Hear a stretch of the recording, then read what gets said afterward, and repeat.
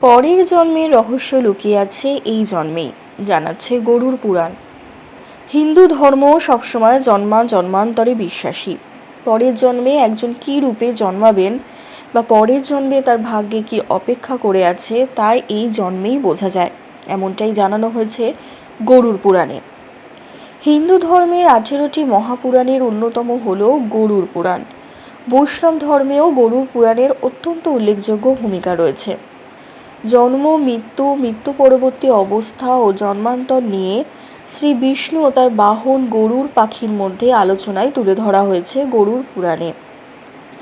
হিন্দু ধর্মে বারবার জন্মান্তরের কথা তুলে ধরা হয়েছে। হিন্দু ধর্ম অনুসারে মৃত্যুতেই সব কিছু শেষ হয়ে যায় না, আত্মা এই দেহ ছিঁড়ে অন্য দেহে প্রবেশ করে নতুন জন্ম নেয়।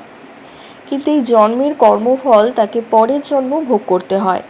এই জন্মে ভালো কাজ করলে পরের জন্মে তার ভালো ফল আমরা লাভ করতে পারি, আবার এই জন্মে খারাপ কাজ করলে তার শাস্তি পরের জন্মেও আমাদের পিছু ছাড়ে না। তাই গরুড় পুরাণ অনুসারে পরের জন্মে আমাদের ভাগ্যে কি আছে তা এই জন্মে অনেকটাই আন্দাজ করা যায়।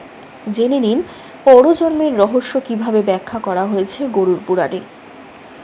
গরুড় পুরাণ বলছে, এই জন্মে যারা নিজেদের মা, বাবা বা সন্তানদের ওপর অত্যাচার করেন তারা পরের জন্মে আর পৃথিবীর আলো দেখতে পান না।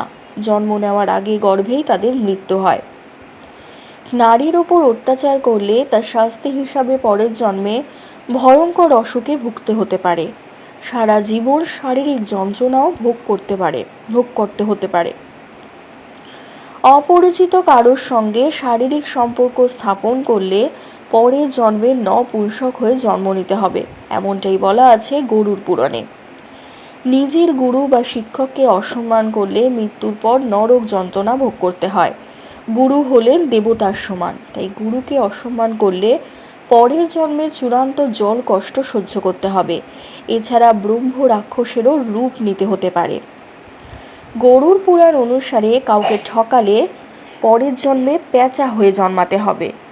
এই জন্মে কারোর বিরুদ্ধে মিথ্যা সাক্ষ্য দিলে পরের জন্মে দৃষ্টিহীন হয়ে জন্মাতে হবে। যারা পেশাগতভাবে খুন, ডাকাতি, চোর শিকারের মতো কাজে যুক্ত তাদের পরের জন্মে ছাগল হয়ে জন্মাতে হবে এবং কসাইয়ের হাতে প্রাণ দিতে হবে। কোনো মহিলাকে হত্যা করলে বা মহিলার গর্ভপাত করলে সেই ব্যক্তিকে মৃত্যুর পর নরক যন্ত্রণা ভোগ করতে হবে এবং পরের জন্মে চণ্ডাল যোনিতে জন্ম নিতে হবে। ধন্যবাদ।